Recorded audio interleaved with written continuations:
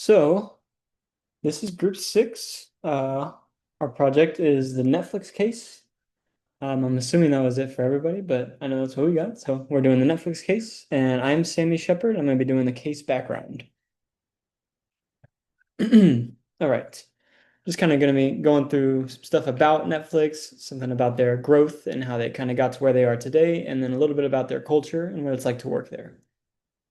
So Netflix was founded back in 1999. Blockbuster was the main movie rental company kind of at the time, and Netflix wanted to make it easier to rent movies where you could do it just from your couch at home. And so they did that. They made a movie delivery service, and they were trying to compete with Blockbuster through that. Their first year that they were doing business, I think it was 57 million maybe in the bad. So they went to Blockbuster and actually offered to sell to them. Blockbuster rejected that offer, and then 10 years later, Blockbuster ended up going out of business, and we all know what Netflix is now. So bad move on their part. Netflix started out as a delivery movie service and just that. So you would sign up, you could pick movies from their selection that they had, and they would mail it to you. You watch it, and then you mail it back. Um, they started transitioning into a streaming service whenever Hulu came around and HBO Max started doing some stuff. So they kind of tapped into the streaming service market.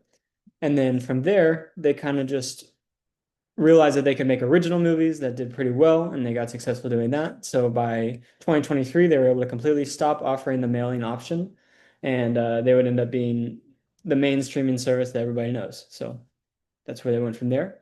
The Netflix culture, basically everybody that works at Netflix is offered a pay match. So if they ever get any other offer that is the same or more money, Netflix will match it to make sure that they stay. They have a no vacation policy. And what that means is the employees own their time and they can go on vacation whenever they want as long as they get their work done.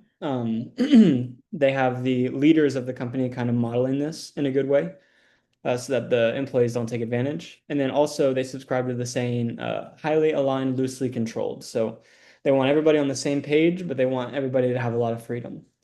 That's kind of the background of Netflix. I'm going to pass it on to Stone here, who's going to take it a little bit further.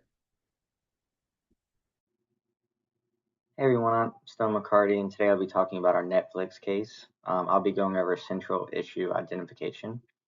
So let's get into it. So, central issue: how can Netflix keep its strong culture while growing globally? Well, Netflix is facing the challenge of how to maintain its strong and unique culture while continuing to grow quickly and expand globally as well. The company is scaling fast, and with that comes the risk of losing the culture values that have made it successful. So, why it matters: culture built on freedom, transparency, and elite hiring. Harder to maintain as a company grows.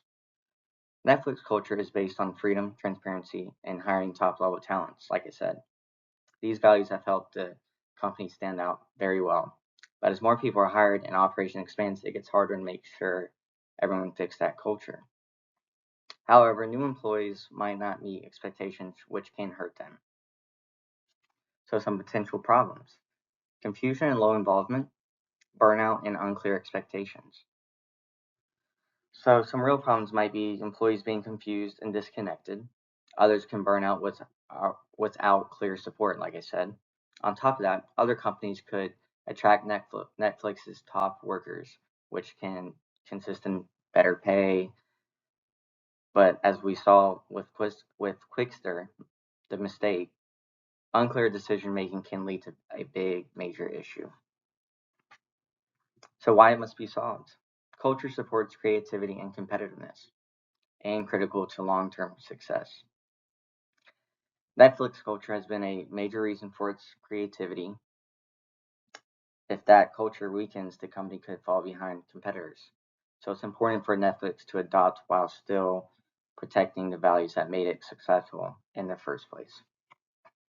Hi, my name is Thiago Pinho, and I'm going to be talking about how to solve Netflix's central issue through three possible solutions. First, Netflix needs to strengthen its internal feedback systems.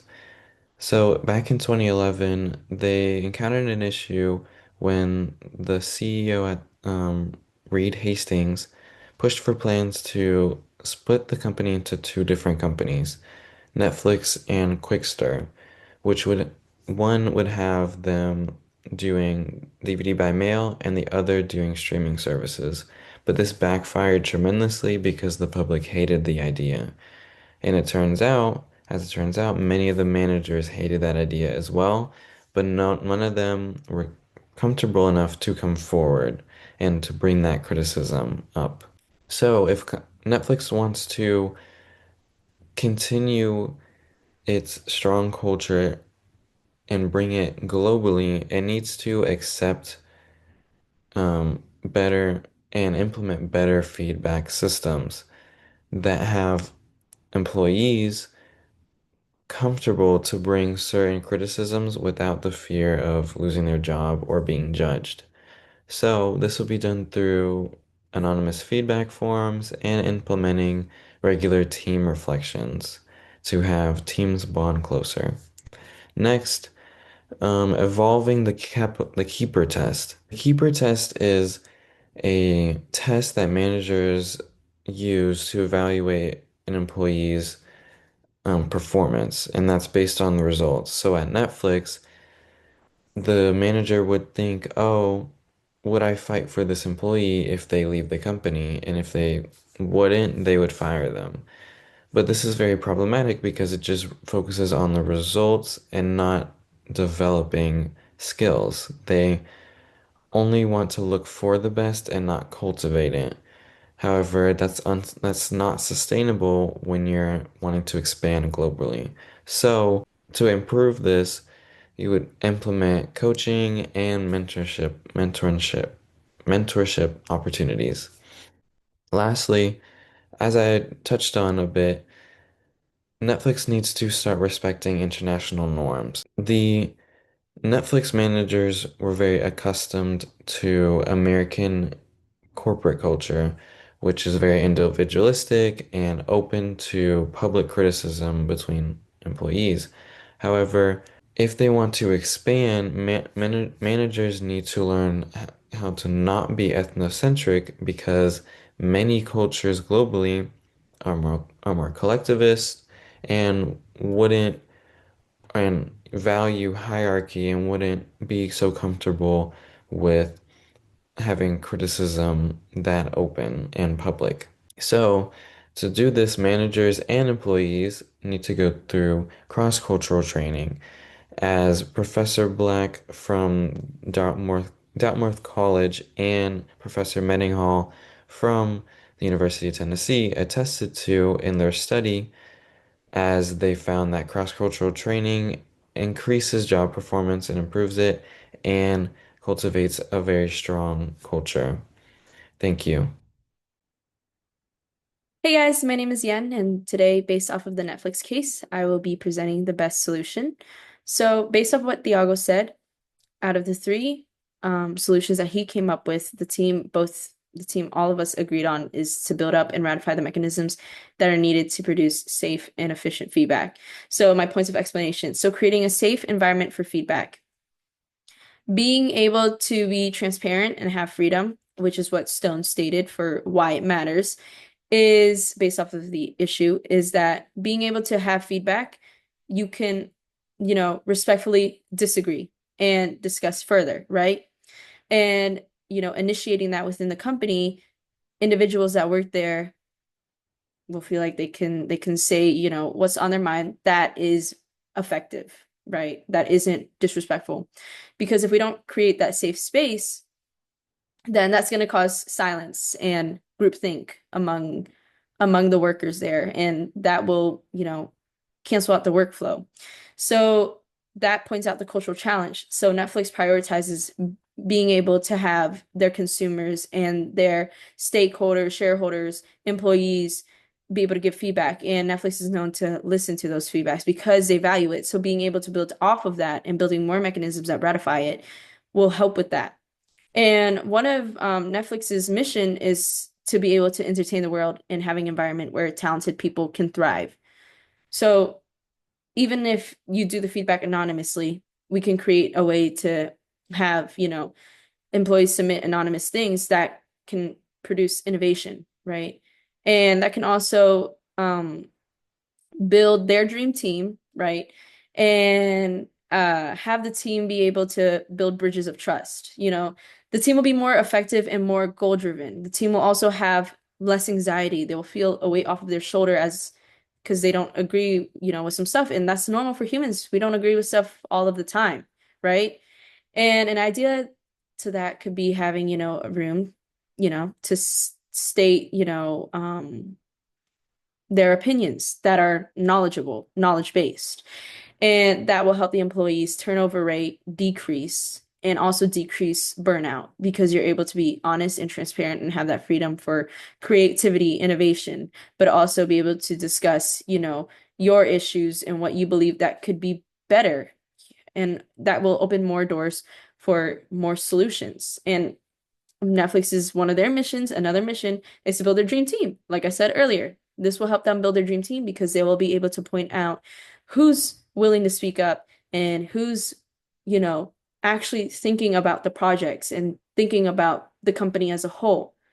That will help them and give them a competitive advantage because not only do they listen to their consumers and anybody that are involved with their company, but also listen to their employees and have employees that actually not only work for the money, but work to improve and be innovated. So thank you. Hello, my name is Tiffany Woodard, and I will be closing out our PowerPoint, and I took 6 of the key takeaways from doing our research for the PowerPoint and also our case analysis. So the 6 that I came up with were culture as a core driver, growth challenges culture, freedom requires structure, more than just top talent, leadership must evolve, and adaptation drives global success.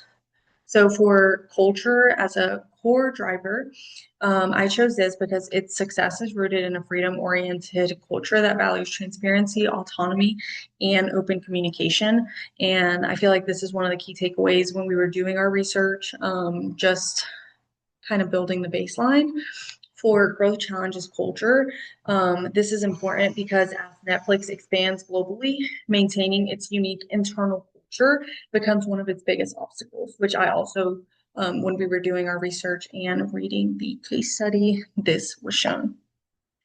Freedom requires structure. For this one, I would say that transparency and autonomy only work when supported by trust and psychological safety, which is which is the best solution that we came up with.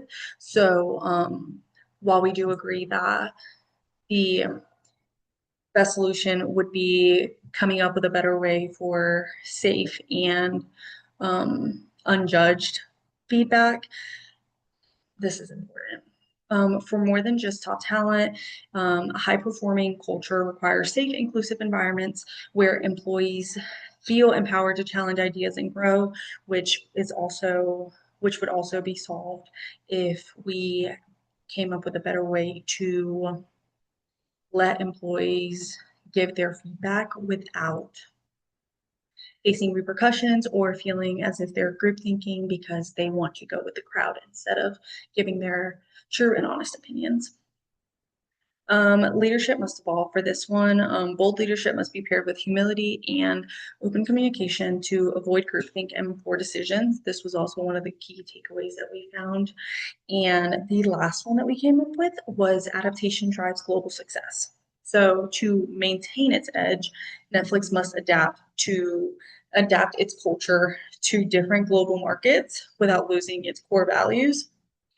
And this was also another main point in our case analysis and while we were doing the research for the case study. The last thing that I will say is that Netflix shows that long-term success is driven by innovation, supported by a strong and adaptive culture, which I believe would be shown best if the best solution was included in this. Thank you for watching.